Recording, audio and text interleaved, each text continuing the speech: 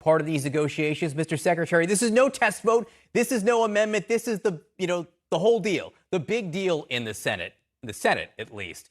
So as you're looking forward today to today's vote, what's the significance?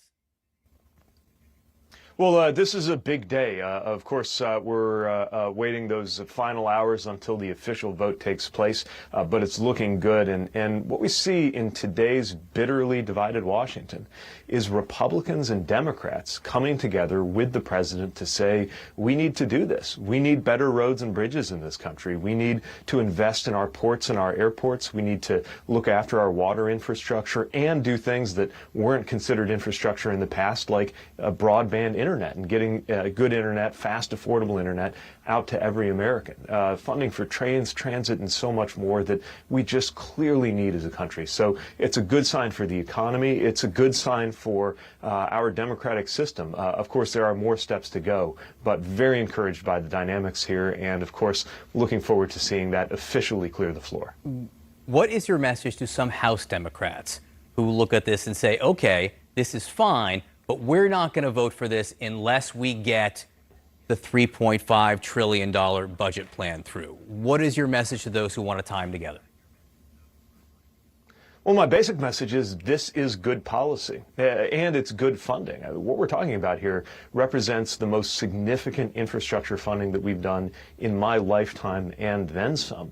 Historic levels of support for transit, historic levels and new levels of support for things we hadn't done before as a country in a big way, like supporting electric vehicle charging infrastructure. And this, by the way, especially important in light of the extremely alarming report that came out yesterday from the global scientific community on just how dire things are with climate change. Transportation is the biggest emitting sector of greenhouse gases in the U.S. economy, which means we've got to have a lot of solutions, and a big part of that comes from things like the support for transit, like the support for electric vehicle charging infrastructure that are in this bill. Now, of course, we believe in the second track, too. That's the other part of the president's economic vision. But this bill, if you just look at it, is going to do a lot for this country, and a lot of things that Democrats, not to mention quite a few Republicans and independents, have been calling for a long time.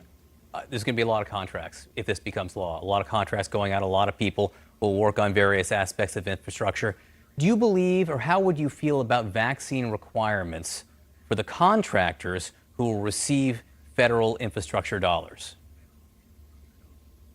Haven't heard of that concept before. I think often you do see employers deciding to take steps to protect their workforce. And of course, we're seeing that as a federal workforce, too, with the president's guidance that in our department, for example, we're making sure that we're taking steps so that we know that somebody's either vaccinated or need to take safety measures like masking and distancing so that the whole workforce is safe. What I will say about contracts is that that's where our department comes in to make sure that those taxpayer dollars are being spent well. We're talking about more than $1 trillion that would go out in the years to come. And we take very seriously our responsibility to ensure that every penny of that is well spent, that it's documented, that it's transparent, and that it's going to the many places around the United States that need that infrastructure investment so much. You, of course, a veteran, among other things, served in Afghanistan. How would you feel about this new vaccine requirement for active duty troops? I mean, look, when I was in the military, I got vaccinated all the time.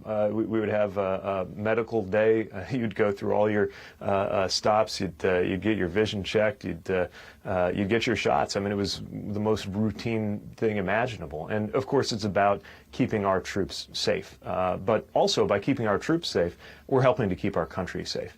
Remember, anytime an unvaccinated person is infected with this variant, that's one more person, one more place, one more body where this virus can not only cause direct harm, not only go on to infect somebody else, but can also mutate and turn into another variant.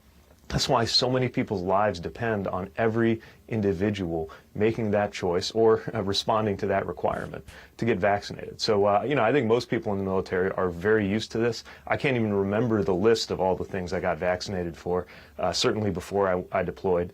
And it's part of the job and for your own good. Transportation Secretary Pete Buttigieg, thanks so much for being with us this morning. Thank you.